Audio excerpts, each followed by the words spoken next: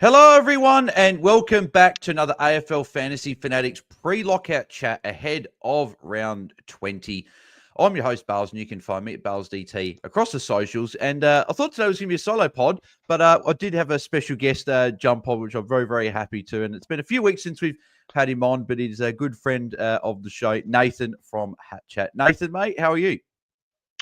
Yeah, doing fantastically. I'm work from home now, so I thought probably don't have as much of an excuse to not come on Friday night anymore. We didn't do spaces on Wednesday, so I thought I would get back to the community a little bit on Friday night. Yeah, beautiful, mate. Yes. Well, how has the last few weeks been for your fantasy team? Obviously, how's it been going? I know you still got a decent rank, and even might be a chance for the top 100.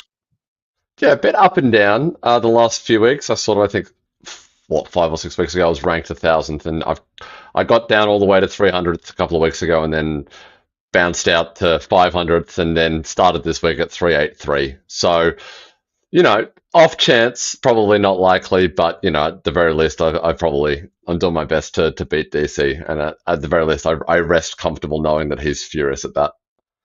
Yeah. Well, there's also that, but there's also the Content Creators Cup finals start this week. So we didn't chat about the finals matchups on Tuesday, but we've obviously I didn't make it. So a grand final. And we've done a Sydney. We had a lot of injuries, not a good first half of the year. We had a few wins, but not quite enough games to get into the top 8, unfortunately. But the top 8, as it stands, we had Louis finishing on top in the regular season, 14 wins, 5 losses, closely followed by Holmesy and MJ, who both had 13 wins and 6 losses.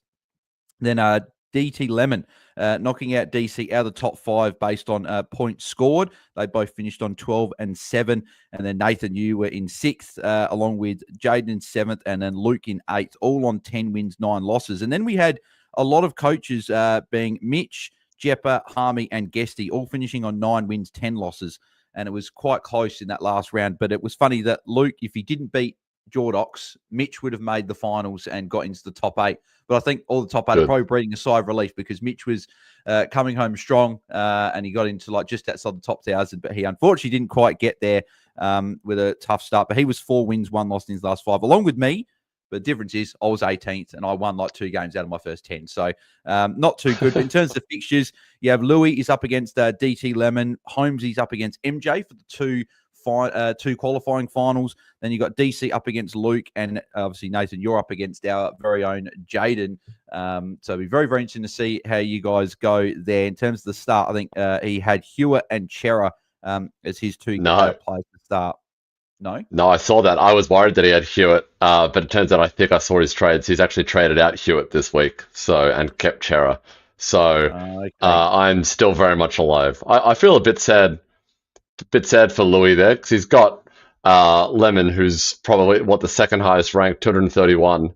Despite finishing on top of the ladder, he's had to face DT Lemon, whereas Holmesy gets to face, who's he facing?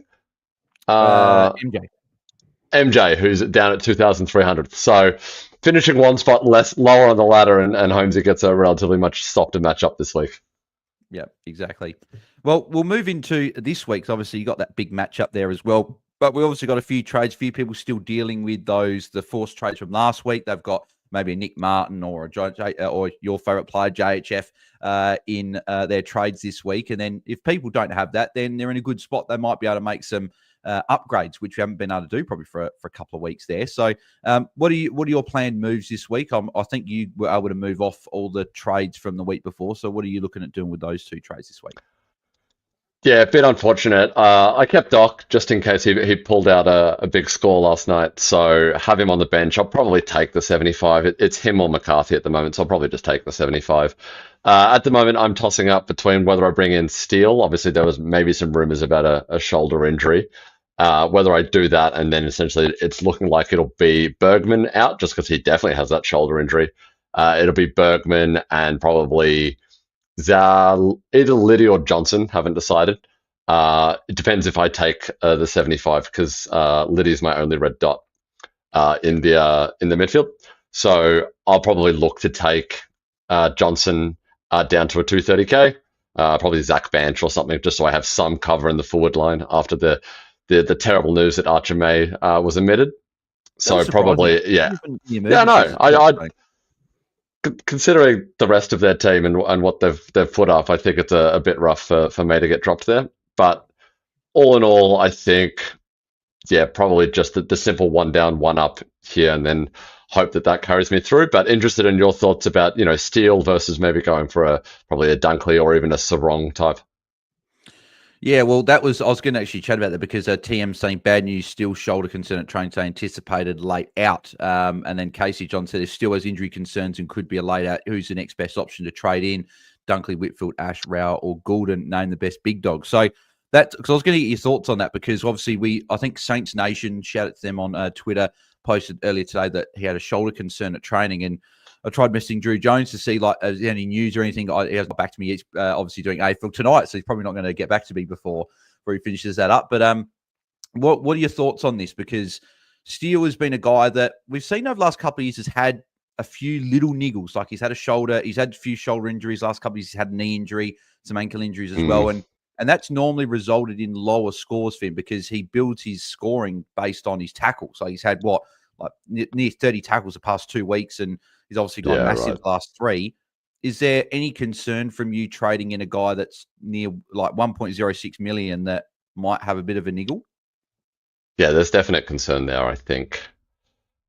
Given we're at a stage where probably there's a lot of people bringing in someone that's over $1 million, it's not like he's necessarily risk-free, and there still are some great options this week. So, Sarong against the Eagles tends to dominate. Is that an option for, 100K less? I think some of the other main names you mentioned there, Ash, I'm not a lover of this week up against Sydney. But yeah, let's go through the names and we'll see, because Dunkley also has a pretty tough run coming up as well. So be quite annoying that this is the 1 week where I decide to do that. I'll just panic and bring in Brent Teakle. Yeah, exactly. Yeah. Well, I was on, my trades as well. I was going, a Rouston down to your boy. You brought him in a few weeks ago as a red dot, Mentha from the D's. There we go. Forward red dot. So jumping on him or Jordy Payne potentially as a red dot mid forward. He might get a game at some point as well if they try him out for the end of the year. But one of those 2 red dots will come in. And then it was going, I feel heartless because I went Doherty out last night. And I feel bad because it was his last game, and I was like, I was still wanting to pump out a 120, even though I traded him out. But I thought I can't afford having a forced trade next week just with all the stuff. So I thought I had to. He was the only guy really on my field. I'm like, it makes sense to move him on because I didn't want to move on a Colby. But we did hear Jane Durden moving in defence, so that might be a little bit of a shake up there if that does happen. But with Jackson bringing in Jack Steele, but now I'm like, well, do I pay up for him, or do I go get a Josh Dunkley, or go and get you mentioned a Strong or a Taranto, or I also really like Jack Sinclair with this good run coming up. He's got that half back role, especially if Steele's out. But if Steele's out, does he move in to the midfield? Yes, yep, that's a good point. So he might move into the midfield. Obviously, we've seen the Sire do that, and maybe if Steele's out, maybe that means McRae is back in a bit more of the midfield clock. So, but yeah, in terms of obviously, if you're pivoting away from a Jack Steele, because I think the thing that makes it so annoying is the fact that he's got such a good run coming up. Like, we're all bringing him in because of this golden run for the next 4 weeks. And it almost feels like, are we jumping at shadows in a way because we just had a few reports of a shoulder concern and we jump off and then he pumps out a massive score. But I guess, are you still currently got him in your team at the moment? And who are the guys you're looking at? Because I think, as Kay said, I think Dunkley is probably top of the list of the next guys. Then you've got a Sarong, Taranto. You've got guys around the place, maybe a Goulden if you wanted to go there. Matt Rao, who's got obviously a tougher matchup, but wet condition, you think he'll tackle his way to a really good score. Bont, for those that don't have him, I think is a really good option with the Eston matchup. Then you've got some cheaper guys. Like you've got your Jack Sinclair, we just mentioned. You've got Matt Kennedy, for those that don't have him yet, and maybe you put him into the forward line, and next week you trade a Caleb Daniel to a mid or something. That's something I've looked at. So who of those guys, if you were to pivot from Jack Steele, would be the next couple? Maybe 3 names that you probably got near the top. I think Dunkley probably number 1. Dunkley's who I've switched to at the moment. Obviously, that'll change with the panic, but at the moment it's Dunkley 1. Probably the uniqueness of Sarong at 2, just in terms of who I'm thinking of. And then if you don't have a Wang, probably actually he's number 1. I would say that sort of area. Sinclair I still like regardless. I think most people would have a Bont or a Dacos, so I don't think I have to worry too much about them. I'm just looking through the most expensive players. Probably not a Noah Anderson. Similar matchups to Raul. I probably prefer Raul over Nando. I don't mind Raul. Obviously, tougher matchup this week, but then he goes Richmond Carlton. So Richmond Carlton then Giants. So I'm okay with those. So those are the top three. I'd go Dunkley, Sarong, Raul. Yeah. Obviously, Wang number one clears all of them. Yeah. I guess if you don't have Nasai, you probably just want to bring him in regardless, right? But I do feel like he'll get attention from a Ed Langdon this week, which he's probably got the similar sort of tagging role to a James Jordan that he would follow him around the ground. That's my only concern with Nasai. But as I've said to people, if they can't get Nasai next week and it's like this week or not, I think you just bring him in. You cop an 80 if he might even go better than that. He's such a good player. He's so quick that Langdon will be able to stay with him for a lot of the game, but Nasai is still going to get his own ball, right? So it's like, would you still be happy enough to jump into Nasai even with a potential tag this week? If you don't, you better have a pretty good plan to get him next week. I think that's the thing. He's the one that over the next 5 games, I think, outscores anyone else in the competition. So you better have a pretty bloody good plan to get him in. If you've still got a doc and you're trading him next week because he's retired now, you better have some cash on the other end in order to get him up to the wing. Yeah, exactly. Yeah, no, it's an interesting one. I'm hoping we hear a little bit more about this Steele potential injury there. But I guess we'll quickly just recap the Sunday teams as well, because those team lists dropped about an hour ago as well. Richmond, Collingwood, not too much there. Bolter and Steely Green in. Seth Campbell out injured along with Kazitsky's been dropped. Then Collingwood, Membry, Mitchell, Houston come in for McCreary, who's injured again, unfortunately, with a hamstring. Markov and Mason Cox have both been dropped. So Houston coming back in could be good for a Josh Dacos with a little bit more mid-time, which we saw obviously a lot in that Gold Coast game in the second half and then a little bit last week, but with Houston not being there. I just wonder, though, if this is something they're going to be moving forward. Maybe Houston to someone to keep on the watch list for next year as a cheap guy. Josh Dacos can be moving more into the midfield. Just a name to maybe jot down a little bit cheaper. But we'll move to St Kilda and Melbourne, because this is where there's an outs that I'm quite happy with. But for Melbourne, Sparrow, Spargo, Howes, and Petty come in. Stephen May's out injured with that concussion, and obviously he's the first game of his 3-week suspension, which we'll see if that gets overturned or not. Terrible biomechanist advice. Harry Sharp's been dropped as well, along with Tholstrup and Jefferson. But in for St Kilda, Zach Jones, Ari Shellmaker, Lance Collard come in for Wilson, who's injured. So that could help those that jumped onto a Mason Wood last week. No, Jordy jumped on him, so hopefully that's good for him.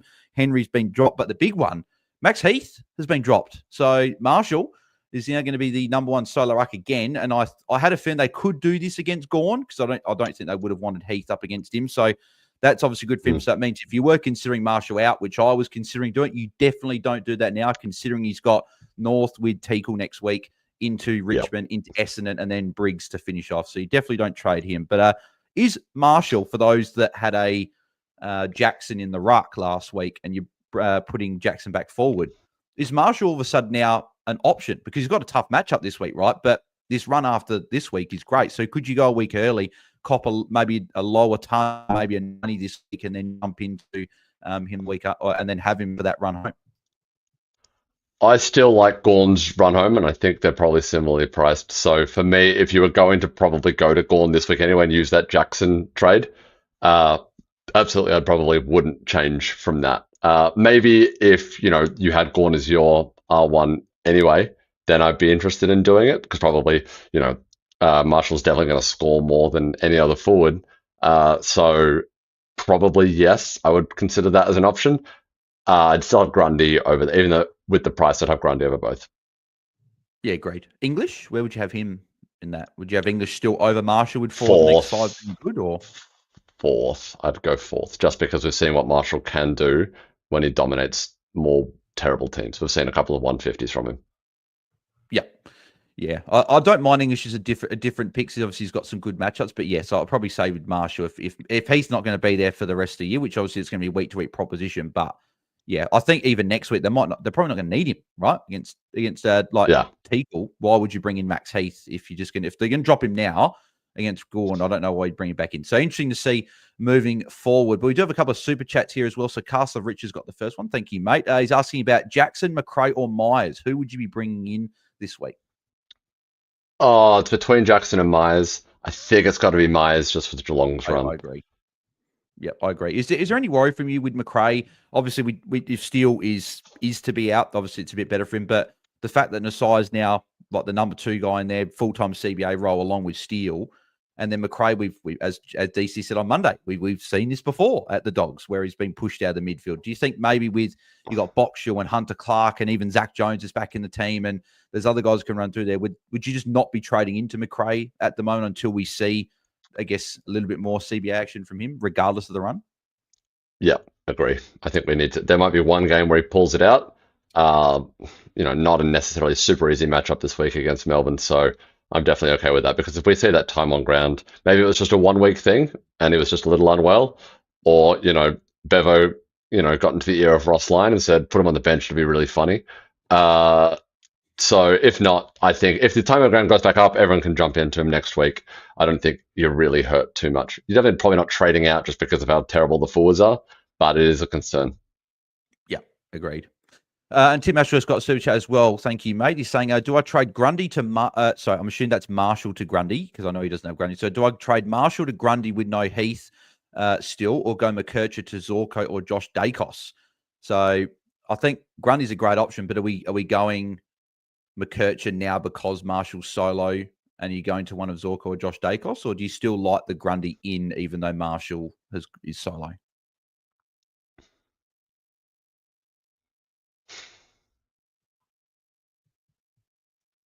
No, I think it's so saying trading Grundy to Marshall.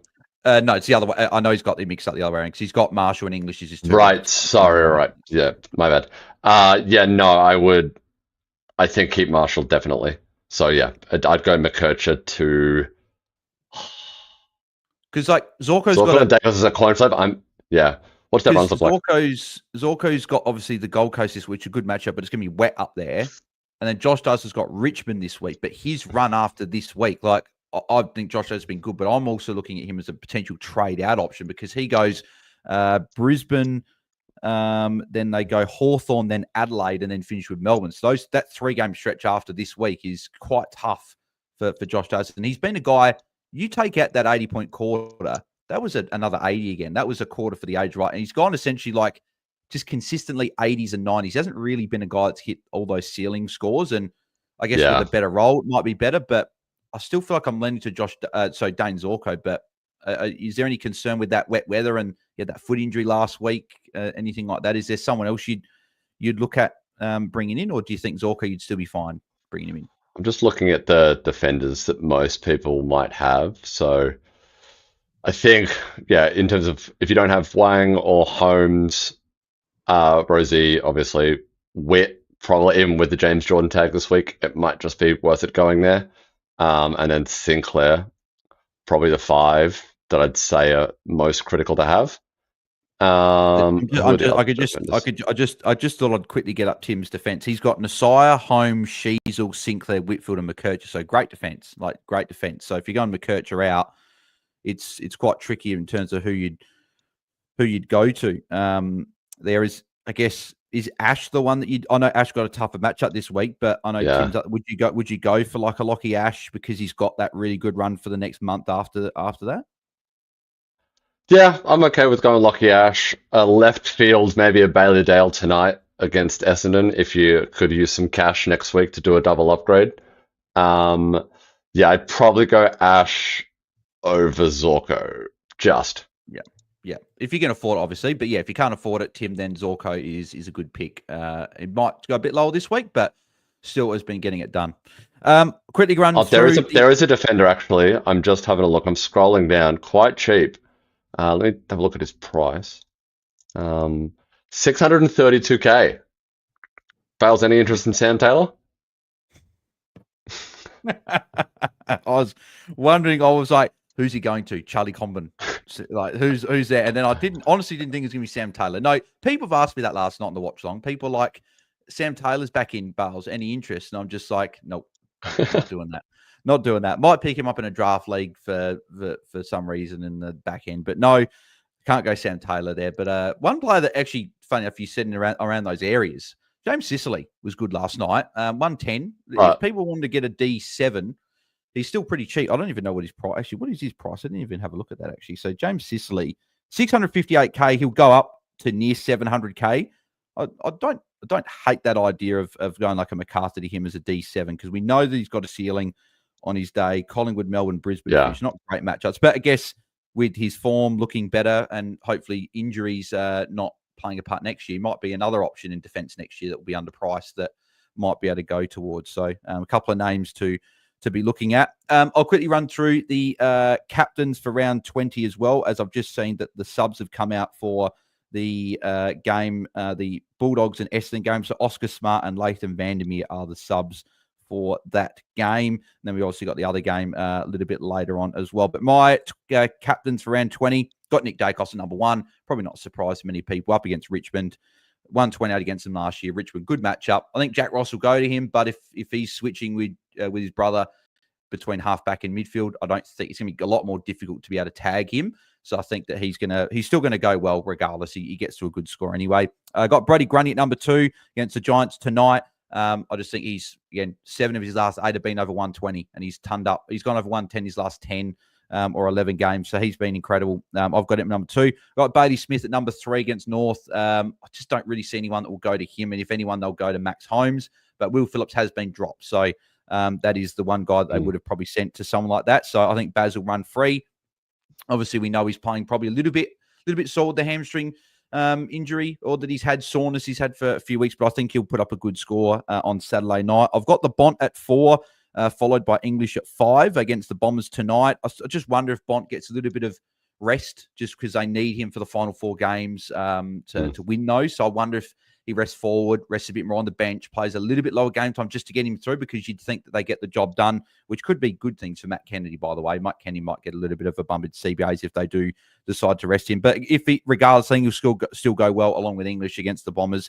Got Brayshaw at 6 against the Eagles. He hasn't been great against them previously, but 110, 115 in his last 2 against them. And I think he'll score well against them in the Derby. Then I've got Josh Dunkley at 7. There'll be plenty of tackles up for him in this game if it's going to be wet like we hearing it will be. And his record against Gold Coast has been amazing. 106, 128, 151, 137, 125 in his last 5. I have gone 8. He has obviously got Marshall. Great matchup, even though it's just Marshall this time. But he's still gone really well against him in the past. St Kilda still got plenty of points to rucks. I did have Jack Steele 8, but with this shoulder concern, he's been bumped out. And I bumped Max Holmes up to number 9 against North Melbourne. With Phillips being out, I don't think anyone will go to him. So I think he'll go well. And I did slide Caleb Sarong in at number 10. He's probably unlucky not to be high against the Eagles. I think he'll go quite well. He's won how many Glendelning Allen medals in a row? I think that he could be potentially winning another one. So he is my 10th pick there. So who have you got as your VC and captain for this round, Nathan? At the moment, I'm tossing up on the Bont and Grundy as the VC. Dacos is the clear number 1C. I agree. I just think the Bont's ceiling tonight might be a little limited. We've seen his ceiling scores tend to come when it's either a closer game, where he essentially needs to play hard for the entire amount, because we've seen him just in games, even against Richmond and the like, where he just sits forward for a bit. They rest him up forward for longer than, he kicks 3 goals, but still might only get to 115, 120, which is, would be great. But I'm just looking for that bit of a sugar hit, bit of a risk that I might need. So I think my advantage at the moment is that I went Grundy last week.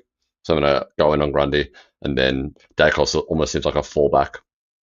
Yeah, agreed. Yeah, I'm the same as well. I've got Grundy VC into Nick Dacos as well. I'm pretty happy with that, and I think Grundy Grundy's actually had a very good record against GWS, but he's also had actually quite a good record at NG Stadium. I had a look at his average at the ground. I know I don't really look too much at averages at grounds because I don't really think it matters, but looking here, he averages 114.1 from 7 games at NG Stadium and averaged 108.5 against Giants in his career. So does love playing them, loves playing at NG Stadium. So I think he'll go well there for sure. Tim actually put another search in. Thank you, mate. He was saying instead of going Colby to a defender, would you go Caleb Daniel to grind Myers? I'd probably be doing that one, I reckon. Yeah, Daniel Myers. Daniel Myers, I think, is the best option there. Yeah, well, you're North man. I'm personally not too concerned with Colby personally because you got tagged for 3/4 and still put up a 74, right? And Nasai put up a 73 with the same tag the week before. I'm not saying that the coach is going to go. Okay, the tag, I think, for the full game. Colby, I think, got to 40 in the first quarter and then got the tag. So and then kicked a goal with 5 minutes to go. So it's an effective tag, and I think that given the way that North are using Colby right now, Daniel's ceiling is just a bit depleted. I think he'll still be okay, especially if Geelong just sag off completely. But it'll be in terms of if Geelong are just motoring through, it's going to be a bit difficult. Yeah, exactly. Yep. Let's go through a few of these other questions here. So Brad McLeod said, hey guys, going Rosie and Lohman out for Steele and Liam McMahon. So what's that? Lohman to McMahon, Rosie to Steele, or going to Banch. Gives me 289K next week to get McCarthy or Mills. Or Mills up to Whitfield. Thoughts on the trades or suggestions for the downgrade? Thanks for all your work and content this season. Thank you, mate. Very much appreciated there. Rosie, what are your thoughts about him as a trade out? Because he's been named and it sounds like he'll play. I'd be a little bit surprised if he didn't play, just with being the Ken's last showdown and everything like that. But it will be wet here tomorrow night, be cold. If he gets a knock on the hand, that's obviously what we're a little bit scared about. He'll probably wear a glove there, but could you still trade him out? He's obviously pretty highly owned still. I don't know if we're going to see the 105, 110 plus averaging Rosie maybe for the rest of the year, or maybe at least for a couple of weeks. Could you trade him out, or would you still rather hold and do moves elsewhere? So trade who out? Rosie. No, I'd hold Rosie. I think he'll be pretty good. Definitely a top 6 defender, even if he's just protecting his hand a little bit. It's not like he's playing an inside midfielder role. Yeah. He's been scoring by getting those easy sort of +6s around and just lead up targets. So I don't see him as someone that's absolutely losing it. And it's a what do you call them over there? Showdown. It's a showdown, so he'll absolutely get up. They'll inject it with 6,000 different things. Yeah. Well, he's saying it because he can go Lohman down to McMahon, and he's got like Rosie to Steele. I think we've already talked about Steele, that we're a little bit concerned just with the shoulder concern. Yeah. He's saying it's less of a jump than it would have been. Yeah, he's saying he could go McCarthy or Mills up to Whitfield next week, but part of me is like, well, could you just go? I'm fine trading Mills out. Well, I know he went 105 last week, but they did chip around a lot. He's got Giants this week. Then he goes to Bombers. It's not fun to watch. It's. I'm still not sold. Like Mills in his half-back role, it's not like we're going to be. He's not top 6 defender, right? So I'm happy trading him out. Would you go Mills to Whitfield or a Sinclair potentially, just instead of trading Rosie to Steele? Or if you can get a midfielder, like, because if you're going Rosie to Steele and you got 289K in the bank, you should be able to get Mills up to really anyone you want. Like you might have a defender in your mid. Maybe you can go get a Dunkley or something like that. You'd rather do that this week? Yeah, absolutely. Yeah, agreed there, Brad. So if you can do that, then I would be doing that one. What do we got here? We answered those ones before. Has says, instead of trading out Rouston, I want to trade out Lohman from my utility position. Therefore, Rouston would be in my utility. However, when I go to do this trade, it says Rouston cannot play ruck. Help. Yeah, that's that bloody when you're editing trades and stuff. I do all my trades on the app. I actually never use the desktop, which is actually probably unpopular opinion. I know a lot of people use the desktop instead, but I think it's like, as long as you want to trade out Lohman from utility position, but you got Rouston, I think just edit Rouston to a mid forward and put the mid forward in your utility, trade out that mid forward, and then edit that mid forward out and trade Lohman out instead. I think that's the way you get it. It's got to be like the same position that you're trading out. So I think that's how you figure it out. So I haven't gone into that problem this season, but if you are doing that, try that. I think that normally does help. Yeah, so I had this exact issue. Kept it in that role, changed it. I think they were a midfielder. I changed it to mid forward. Then I moved that mid forward to my utility spot. Then I changed that mid forward to my utility spot to another mid forward. Then I changed the mid forward into the forward line. Then I changed mid forward into a forward. And then that worked. It was very annoying. Yeah, it is annoying. We have done that, and obviously I know that they're rebuilding the classic platform in the off season there. So hopefully that bit is fixed. But yes, that is how you do get around it. So hopefully, Haz, you can fix that up. Connor van der Ploeg says got Baz, Myers, McRae, Kennedy, Petrarca, and Jackson, and more that all play forwards. What's that? 2, 4, 6, 7. So do we go McKercher to Gawn, moving Jackson into the forward line, then one of the forwards into the mids? Or trade McKercher to an uber mid defender that I don't have? I think this is it probably getting Gawn? Yeah, Gawn for me. Yeah, because then you've got the ability to move one of those forwards next week to a mid. Yeah, I think you because I think people talk about this. If you've got Jackson, your rucks, you're not comparing Jackson to a forward. You're comparing Jackson to a ruck, or your worst forward to a ruck, and you're giving up probably 30, 40 points a week. So, yeah, Gawn, good option. I'd be doing that this week, Connor, and doing that one there. Haz says it's just safer to avoid Steele as he has the last game of the round. What do you see? Obviously, we talked about this a little bit, but your thoughts on Steele? Yeah, I think it's. I mean, we'll have a chat and we'll see if there's any more news that comes out of it. If it's just one person sort of saying it, maybe we're all jumping at shadows. But for me, it's enough to go Dunkley. I mean, when does Dunkley play? Let me just check. First game tomorrow. That is unhelpful. I guess if you don't have like an Asire or a Sinclair or something like that, it makes it a little bit easier. Yeah. But if you've got those guys, the rest of those people, like I think, yeah, you're a bit stuck. If it's Steele or Gawn, sure, but anyone else there, I don't like. Maybe if you don't have Petrarca and you'd need a forward, I might have 6 Jack Martin, so doesn't matter. Forwards don't matter. Yeah, I think you've got to make that call tomorrow before the Lions game, probably.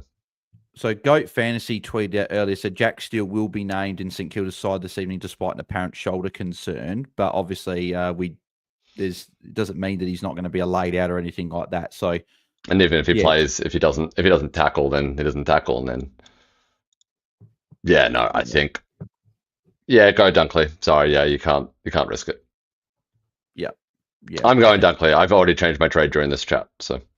Yeah, and Dunkley has got a tough run, obviously, after this week. But I have looked at those matchups that he has got. So he's got, just grabbing up the Brisbane run here. Where's Dunkley? There he is. So obviously Gold Coast this week, great matchup. He's got a great record against him as well. Like an average of 115 over 11 games in career is pretty nuts. Then he goes Collingwood, who he played earlier this year for a 97. Then Sydney, who he scored a 130 against in round 1. Then he's got Freo, who he has not played yet this year. And then he goes Hawthorn, who he scored a 93 against. But I feel like those games, because they're tough, might get all those tackles again and just keep ticking over those good scores. So I still think he's still a good option, just with the lack of mid. So I'm definitely considering bringing him in as well. Ryan says, hey, Bales, not caring about rank anymore, looking towards leagues. Who would you rather have, Manor, Jackson, and Grundy? Or Myers, Parker, and Grundy? So you got Grundy. So it's just Manor and Jackson, or Myers and Parker. I think I'm Myers and Parker. I know Parker just dropped to 48, and Nathan, you can probably chat about this as well. But I think Phillips out and no midfielder coming in, I think means that Parker's going to be in there for one. Like he'll be probably the number 2 or number 3 guy. Like they'll be having main. I'll be the beneficiary from that, and no Wardlaw back in.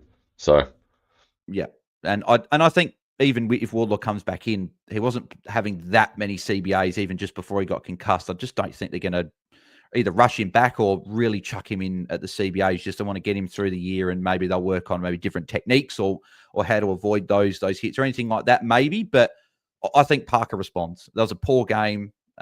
His teammates didn't help him last week either. There's a lot of, even Sheasel was probably the culprit that missed him on a couple of +6s. So are you Myers and Parker there over Manor and Jackson?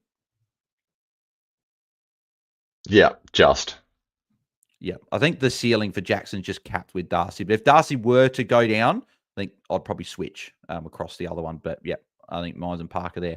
Figsy, can you avoid Grundy this week because of the hard matchup and getting a side? Don't care about Tate needing a side this week. Well, this is not a tough matchup for Brody Grundy because Briggs is still a top 5 matchup for Rucks. It's still an easy matchup. And then he goes into, again, another very easy run. He's got Essendon into Brisbane and then goes West Coast Geelong. So it's a great run. I would get Grundy this week if you can get Nasai next week. That would be what I would do. But if you can only get one, is it Nasai? Because you've still got Marshall, Gawn, English, and guys like that there still. If you can only get one, is it Nasai? Yep. Yeah, I would agree as well. Max Hansen, tick off Rouston to McMahon, Horn Francis to Gawn. Tick for me. Done. Best trade all year. I mean, the only thing is that I personally believe you should hold Horn Francis for the rest of the year just as punishment for having him. But, if you are, taking the coward's way out and not accepting your mistakes and deciding to trade him out, then fair enough. But Tim Asher's got another super chat. Thank you, mate. So he's like, do I trade McKercher, Zorko, or Daniel Myers? Go Daniel Myers, Tim. That's what I was saying before. Daniel Myers, you get the upgrade there. McKercher, I still think will go well regardless there. And you can maybe look at McKercher at next week. And if you go McKercher, Lockie Ash next week, do that. Ash has got a better matchup next week, not this week. I'd probably be doing that one. Tony says, is Bergman a risk? I hope you're not trading him in because I wouldn't be trading him in. But I did hear earlier this week, Tony, and I know that Nathan's trading him out this week, that apparently he's got a shoulder injury that will require surgery post-season, but he's going to play the remainder of the season, which I think it's a bit silly, personally. Port season's done. I don't know why you wouldn't just get him fixed because you just got him big money. Like, get the shoulders fixed, get ready, give a big off-season, then play midfield next year for us. So interesting, but yes, if you've got him, I think you definitely trade. I think he's a high priority to trade out because of that. No, he'll tag Dawson, but I just don't like that shoulder. Now, if he gets a big enough knock on that could be an early sub in a game. So I don't love that. Mike says, hey guys, is Sarong a play this week and for the remainder of the season looking to save some money? So you mentioned Sarong before, Nathan, that you're looking at him. He's got a couple of good matchups to come, Sarong, but then I think he's got a couple of trickier games to end the year. So he goes West Coast this week, then Carlton, which I think will both be good matchups. Then he goes Port, Brisbane, and the Dogs to finish. Could you still jump on Sarong? Because I don't think there's really any tags per se, even in that run. No, I don't think. I think without a tag, I think he's fine. And if he goes 100 in all those games and 150 this week, then he's averaged 110 for you. Yeah, exactly. Yeah, I think even looking at the run, I know it looks tricky, right? But West Coast will send maybe Hoff to him, but I don't see it as much of an issue. Carlton aren't tagging at the moment. I think will go well. Port, maybe a Drew, maybe a Bergman. That might be the only one, but maybe you've got someone to loot with him there. But then Brisbane and Dogs don't tag either. We know when Sarong doesn't get tagged, he gets good scores. So, yeah, I think he's fine. You can definitely go him. Thoughts on Tiku as an F7 loop, says Eskimo Brother, which I know is the Nicosians, who's going very, very well this year. He's been in the top 50 a lot. So what's your thought as Tiku as an F7 loop? I mean, for me, it's difficult because I've got Jack Martin who plays in the same game, and he's who I would loop with. So, yeah, I don't mind it.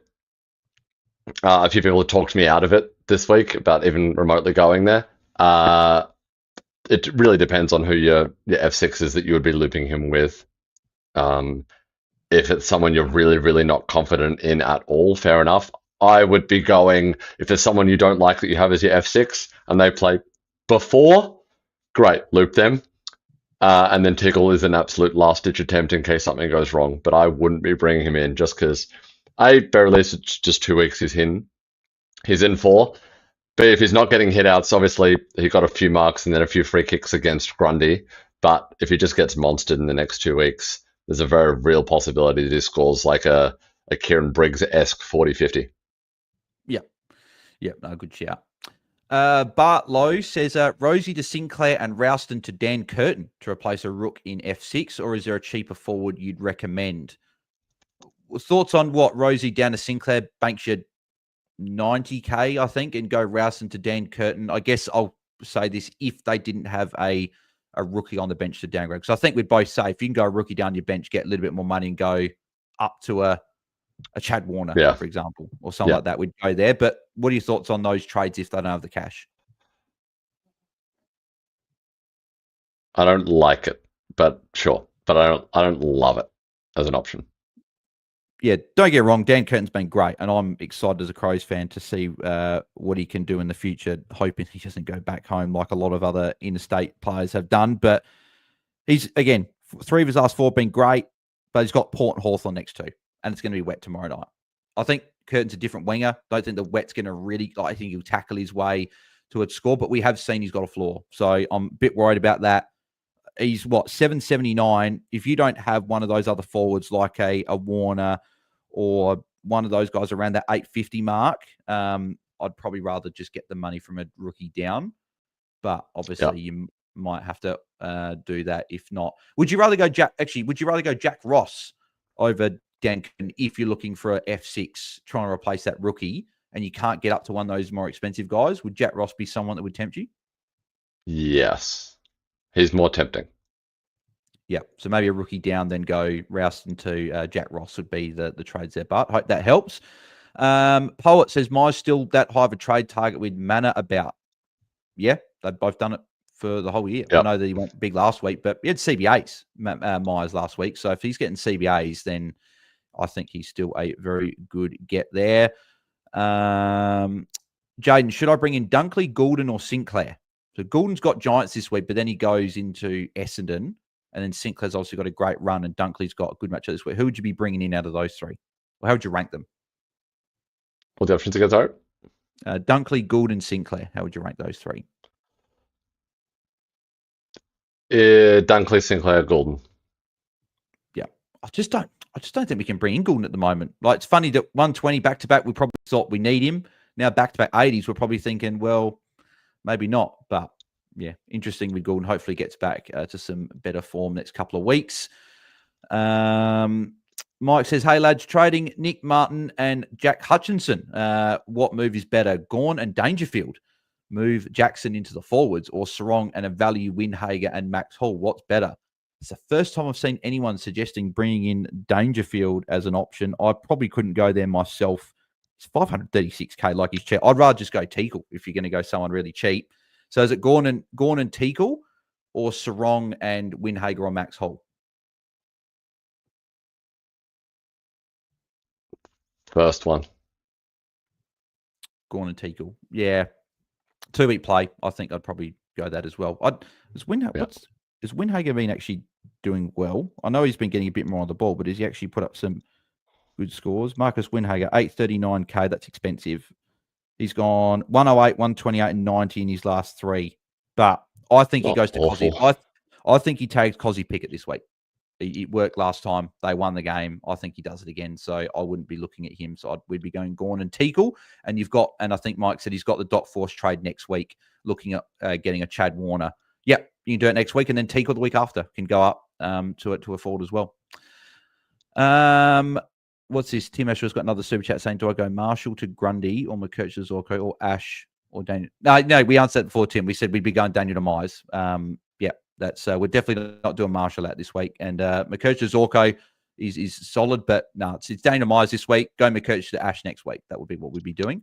Kaz says Sinclair or Dunkley now that Steele's a concern. So you still Dunkley over Sinclair? I think it's like, what, 70k difference? Yeah. Yeah. Oh, yeah. Yeah, I think agree. I'm as well. I don't mind the Sinclair pick. I'm pretty keen on bringing him in at some point. But yeah, I think that for the time being, I think you probably leave that there. Paulie says Steele or Dunkley to trade in. I think we've answered that a fair bit, obviously, with the Steele shoulder concern. I'd love to say Steele. I've been on Steele all week, but when you're paying up for these premiums, when it's line ball, when you're probably tossing up with the 2, if there's one little thing that pops up, I think that probably puts it in the other direction. So I think Dunkley is there. I'm still got Steele on my team, but I'm a bit nervous with that. I actually played around with the team before. I can actually go, what was it? I can go Doherty to Dunkley and go Rosie to Matt Kennedy.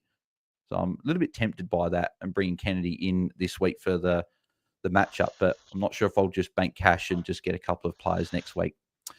No, be aggressive. I like it. Do it. Yeah, as much as I hate trading out Rosie this week.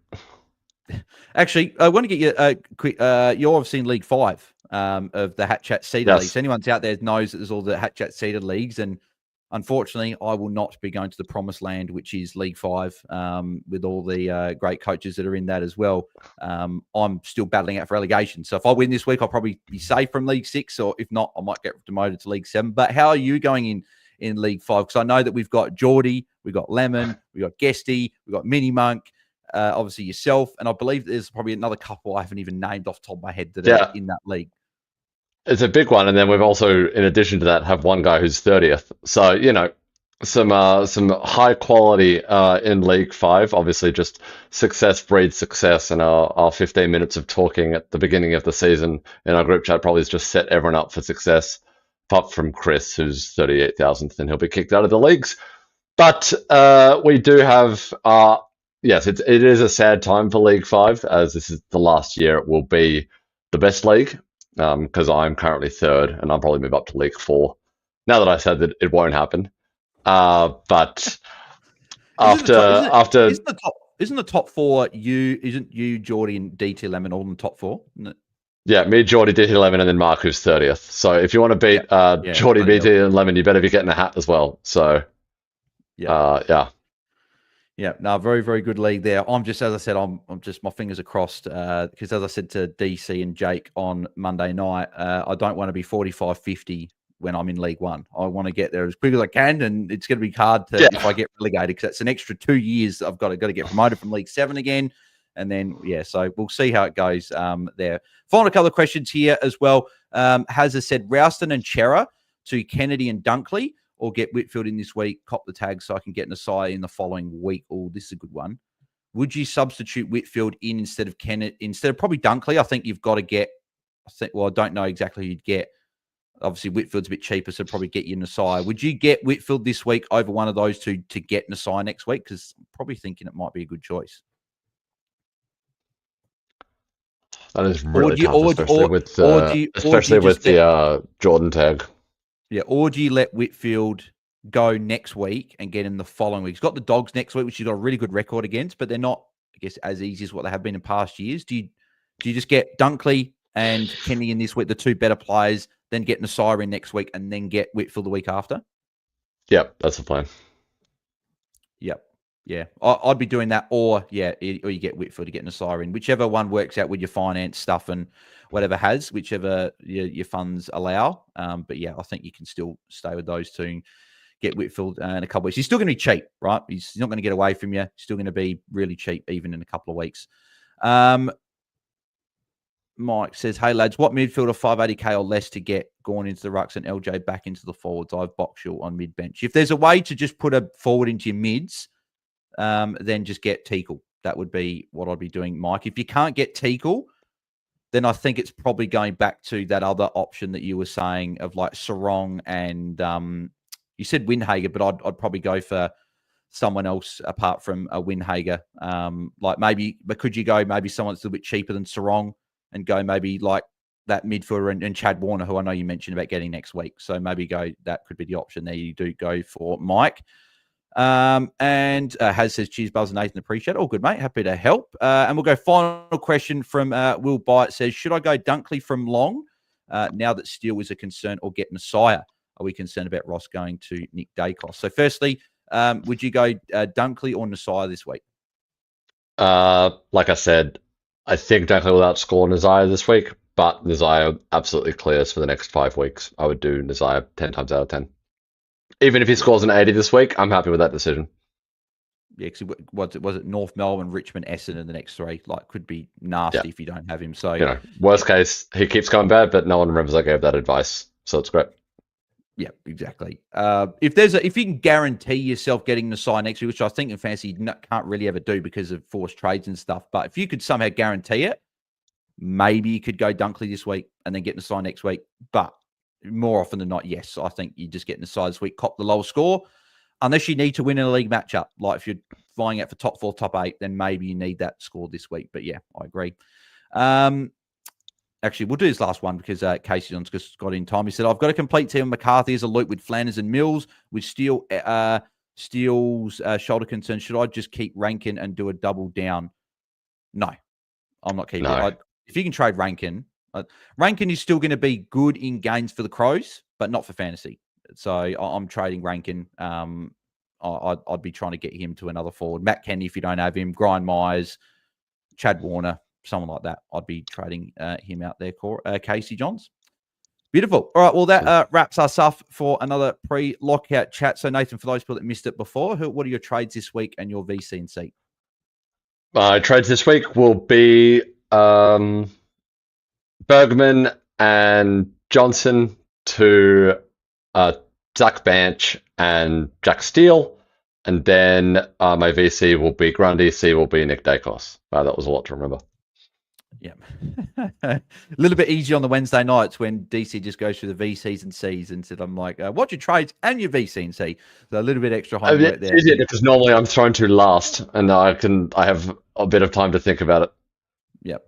Actually, that's the thing. It's normally someone else, then it's you, then it's me on the Twitter space. I've always noticed DC asked me last, but I remember there was one week he asked me first and I was just like, wait, what? And I wasn't prepared. So, but yes, Taser has just come in the chat here and he says Moreira. Anyone that was at Gather Round knows that. Yeah, we were in the presence of greatness in Moreira's Magic, aka Nathan. So yeah, aka Liam. Yes, free kick. Free kick. And I was the only person that heard that as well. We were walking out of district to go to the other game at the Essendon Melbourne game. And that happened. That was quite funny. My trades this week as well. I unfortunately went Doherty out. Yes, I don't have a heart. I love Doc. And yep, I enjoyed that game regardless. He's out. I've got Steele at the moment. Still tossing up whether I'd change it to Dunkley or even a Sinclair potentially. And then at the moment, I've got Rouston down to Mentha, just a red dot looper. But yeah, it's sort of still, I might be out of enough cash to do a few different trades. So I want to go down that path. So we will wait and see. But that is it for a pre-lockout chat. Thank you, Nathan, for jumping on, mate. Where can the people find you across the socials? You can find me at Obermullet. And as Jake always says, on the pod with a T. And you can find me at BAILSDT across the socials and us at AFL Fantasy Fans on X. Good luck, everyone, this week. Good luck with your trades. There'll be no watch long tonight because I am going out to see Jordy play some music, plus watch the games tonight. So looking forward to that. And then showdown tomorrow night. So no watch longs for the rest of the weekend, unfortunately. But we'll be back on Sunday night for our round review, as always. A little bit later, we'll obviously tweet out when we're live because of the game being a little bit finishing a bit earlier. So we'll let people know when that happens. So thanks, everyone, for tuning in. Good luck this week. Good luck with your captains and your trades. And we'll chat to you guys on Sunday night. So thanks, everyone. Good luck. See ya. You ruined it on the pod last time, Bales, but bye!